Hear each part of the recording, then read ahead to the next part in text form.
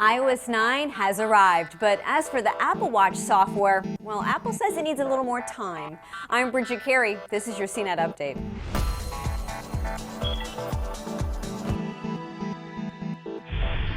Apple has released a new version of the mobile operating system, iOS 9, and it gives iPhones and iPads new features, like the ability to doodle in your notes, get transit directions and maps, but only in some cities. And on newer iPads, you can multitask with two apps open at once. The free update to iOS 9 is available to download inside of your Settings app. Apple was supposed to also release an operating system update to the Watch on Wednesday, but Apple delayed the update because of a bug. In a statement, Apple says it is taking a bit longer than expected to fix the bug, and the Watch OS 2 will be released shortly.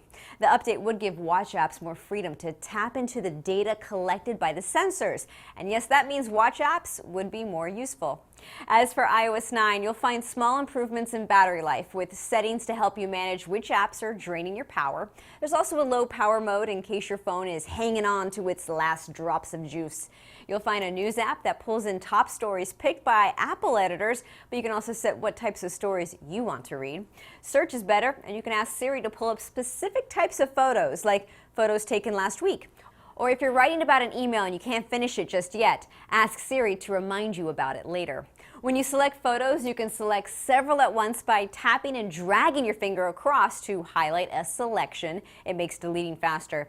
In video settings, you can choose to record at different frame rates if you want to save space. The keyboard displays lowercase letters on the keys to now show when you don't have the caps lock on. If you're jumping between apps, there's now a back button that takes you back to the last screen you were looking at, so you don't need to keep pressing that home button. And you can doodle on an image attachment sent through an email. Just open the message, tap and hold the image and select Markup and Reply to start drawing. This looks to be a solid update, but you may want to wait a day or two to download in case there were any major bugs discovered, and sometimes there are. You can let others be the guinea pig first. And be sure to back up files before downloading the upgrade in case anything goes wrong in the installation. And there's some good news for AT&T customers still hanging on to old unlimited data plans after all these years. You won't be slowed down now after going over 5 gigs of data a month. Now, AT&T gives you 22 gigs of data to use before slowing down your speed in high-demand areas.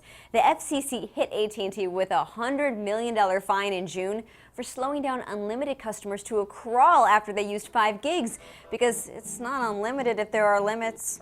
That's it for this Tech News Update. You can keep up with all the latest at CNET.com. From our studios in New York, I'm Bridget Carey.